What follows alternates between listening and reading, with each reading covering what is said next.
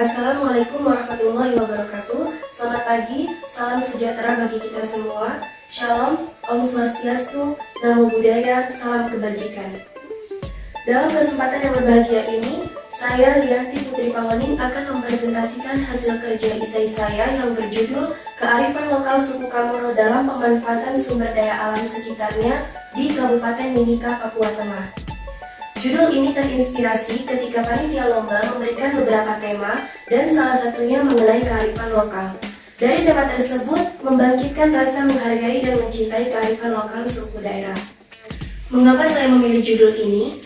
Karena keberadaan suku Kamoro yang merupakan suku asli di Mimika, sehingga kita termotivasi dan tetap melestarikan setiap kearifan lokal suku Kamoro dalam memanfaatkan sumber daya alam sekitar di Kabupaten Mimika, supaya muncul kesadaran akan pentingnya budaya masa lalu sebagai identitas dan jati diri masyarakat suku Kamoro. Paparan yang pertama adalah latar belakang dan identifikasi masalah.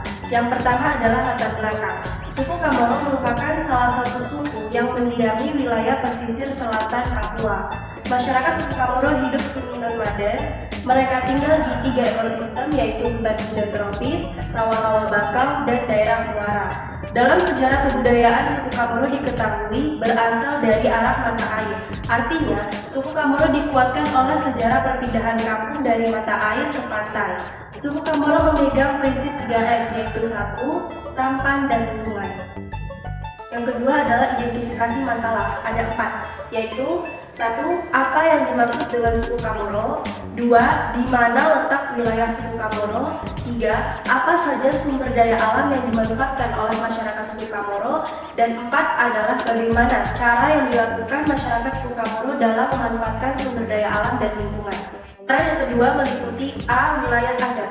Suku Kamoro merupakan suku asli di Mimika yang bermukim di wilayah Kampung Keakwa, sebuah perkampungan yang terletak di distrik Mimika Timur Tengah, Kabupaten Mimika, Papua. Luas daerah sekitar 250 km yang membentang dari Sungai Otakwa di sisi timur hingga mendekati Potowaibulu di sisi barat. Berbatasan dengan Kampung Kokonao, sebelah selatan berbatasan dengan Laut Alafuru, sebelah timur berbatasan dengan Kampung Timika Pantai, dan sebelah utara berbatasan dengan Gunung Paniapuka. Selanjutnya, B. Prinsip 3S suku Kamoro meliputi 1. Sagu. Sumber pangan utama masyarakat suku Kamoro adalah sagu atau disebut amta. Pengolahan sagu oleh masyarakat suku Kamoro masih menggunakan cara manual atau cara tradisional dan belum menggunakan mesin, seperti pada gambar di sini. Yang kedua, sampan. Sampan adalah alat transportasi yang digunakan oleh masyarakat suku Kamoro untuk mencari ikan di laut atau di sungai. Sampan dibuat dari batang kayu yang dilubangi dan cara pembuatannya masih menggunakan cara tradisional atau manual seperti pada gambar di samping. Yang ketiga, sungai. Sungai atau disebut uwa sebagai salah satu sumber mata pencaharian dan juga sebagai sarana transportasi. Saat ini, keberadaan sungai banyak dimanfaatkan sebagai destinasi pariwisata. Selanjutnya, C. Keanekaragaman hayati. Beberapa tanaman alam yang dimanfaatkan oleh masyarakat suku Kamoro sebagai obat tradisional adalah 1. Jelantang dengan nama latin Lamontea decumana. Yang kedua, kulit kayu lawang dengan nama latin Cinnamomum kulilawan. Dan yang terakhir adalah tomat hutan dengan nama latin Physalis sp. Selanjutnya, D. Hukum adat. Salah satu hukum adat yang dilakukan oleh masyarakat suku Kamoro adalah sasi. Sasi adalah aturan adat untuk membatasi penggunaan sumber daya alam dalam kurun waktu tertentu, misalnya 1 bulan atau 1 musim panen. Jenis tanaman yang mendapatkan aturan sasi adalah sagu dan kelapa. Komoditas pangan lainnya yang terikat aturan sasi adalah tabelo. Adapun sasi laut yang merupakan peraturan adat di mana masyarakat dilarang mengambil hasil laut yang ditentukan di suatu wilayah adat dalam jangka waktu tertentu hingga ritual pembukaan sasi tiba. Apabila masyarakat suku Kamoro melakukan pelanggaran sasi, maka akan mendapatkan sanksi adat, di mana sanksi adat pelanggaran tidak dituliskan. Resikonya bisa berupa kesialan, penyakit, kegilaan, hingga kematian.